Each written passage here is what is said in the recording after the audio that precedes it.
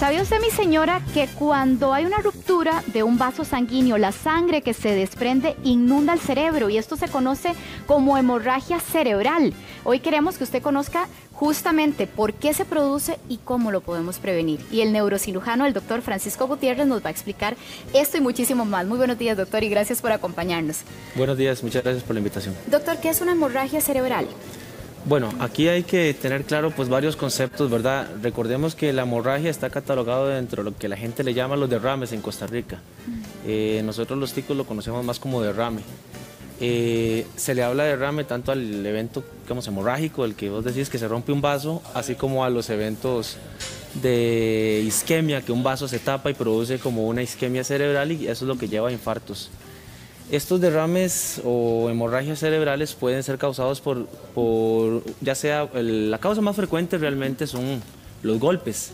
Como vemos aquí en la imagen, se ve, puede haber un coágulo adentro del cerebro como tal o un coágulo que inunde, como dice usted, ¿verdad? Que inunde el cerebro y eso, ambos son catalogados como hemorragias cerebrales. Nada más que las causas son distintas, por ejemplo. ¿Cuáles podrían ser esas causas, doctor? La causa más frecuente siempre va a ser el golpe, los golpes en la cabeza, ¿verdad? Estamos en una sociedad donde cada vez hay más accidentes, más violencia y tanto en Costa Rica como el resto del mundo la causa sigue siendo el trauma o el golpe en la cabeza la causa más frecuente. Existen otras causas ya espontáneas, que son lo que le llama la gente los derrames. Que esas causas espontáneas, pues bueno, depende del grupo de edad, son más, puede ser de una o de otra. Por ejemplo, en las mujeres jóvenes la causa siempre va a ser trauma, sin embargo, después de 40 años vamos a tener hemorragias principalmente a causa de los famosos aneurismas cerebrales, que son rupturas. ¿Por qué la mujer mayor de 40 años se vuelve más vulnerable, doctor? ¿Qué es lo que pasa? Bueno, hay un factor ahí ya endógeno de las mujeres, ¿verdad? Que los niveles de estrógeno son mucho más altos a nivel de mujeres que a nivel de hombres. Y recordemos que, bueno, ya cuando llegan a 40 años comienzan a aparecer enfermedades como la hipertensión, el azúcar, aterosclerosis, enfermedades que aparecen a esa edad habitualmente. Y esas son las que hacen propensas a la mujer, también existen hombres obviamente, a tener esa patología, ¿verdad? Tener un aneurisma que puede llevar a la ruptura espontánea que no necesariamente se va a romper, pero puede producir una hemorragia cerebral. Ahora, doctor, ¿cualquiera podría sufrir de una hemorragia cerebral? Sí, realmente pues son enfermedades muy silentes, ¿verdad? Por eso siempre la mejor, igual que como hablábamos más temprano, ¿verdad? La hipertensión, lo mejor es prevenir antes de que las cosas sucedan. La hipertensión y todas estas, la aterosclerosis, la diabetes, son las que nos llevan a tener una aparición de un aneurisma, de un sangrado cerebral, ¿verdad? De un derrame. Pero hay gente que no tiene ninguno de estos factores, gente joven, y aún así aparecen ya por factores genéticos, pueden tener aneurismas que se rompen y tener igual un sangrado sin tener factores de riesgo, ¿verdad? Como se ve, digamos, en la imagen, que podemos ver que hay como un sangrado alrededor de los vasos. Eso puede ser por tener factores de riesgo o puede no tenerlos. Obviamente los factores de riesgo hacen que seas propenso, ¿verdad? Ahora, doctor, que ante una emergencia como esta, ¿qué se hace? Bueno, recordar que la emergencia como tal, ¿verdad? Siempre se debe primero mantener la calma. A veces estos hemorragias lo que dan son avisos. ¿Qué señales son esos? Te pueden dar algún aviso. Antes de dar la emergencia a veces hay avisos.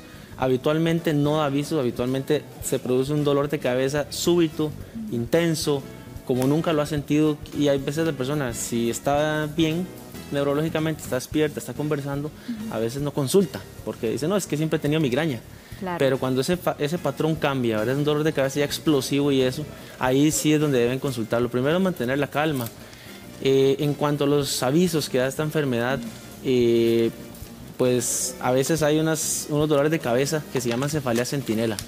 Son avisos de microsangrados, entonces son dolores de cabeza pulsantes que comienzan, pues no como la imagen que se ve un sangrado muy grande, sino que son microderrames que no son detectables, pero que al cerebro le irritan y producen unos dolores de cabeza pulsátiles, especialmente en las partes aquí de los lados.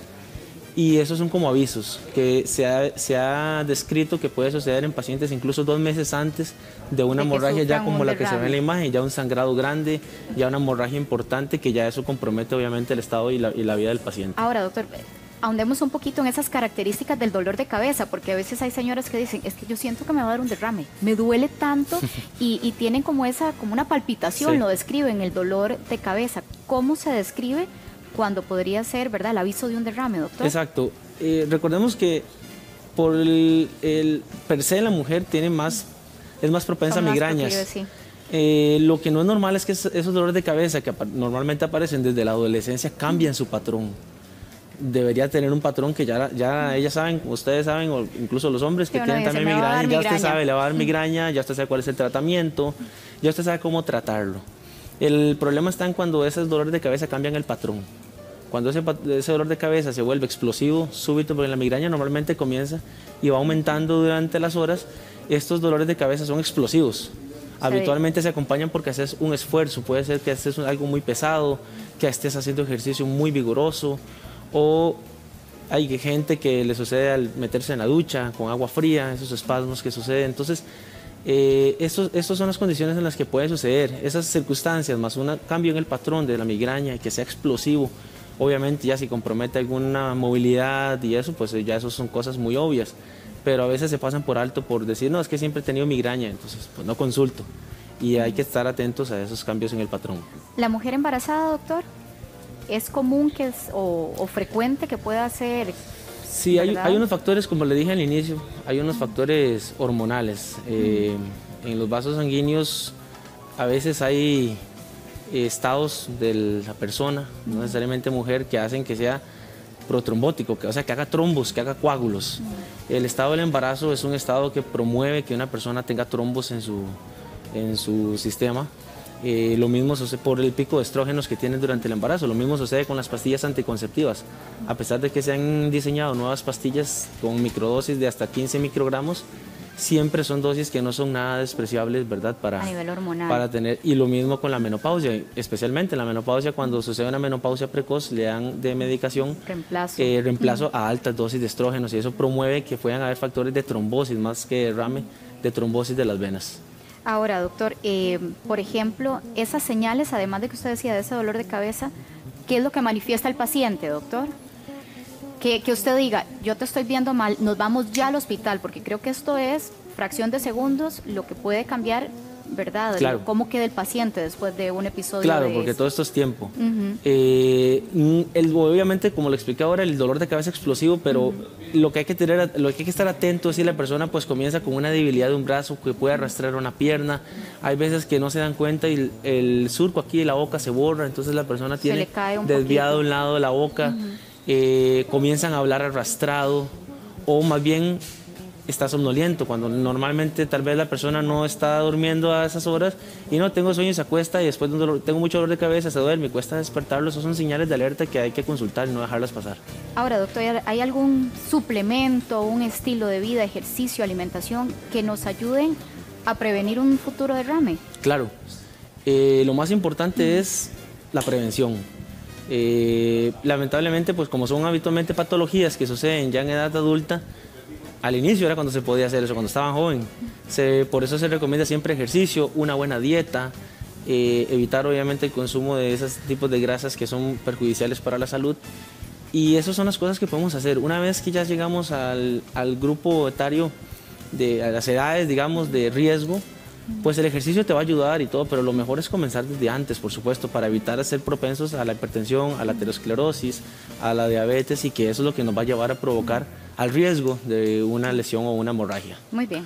Doctor Gutiérrez, muchísimas gracias. Nos queda muy claro, y prevención, que eso es lo que cerramos la mayor parte en este tema de la salud. Muy amable, doctor. Mucho gusto. Muchas gracias a ustedes. Vicente.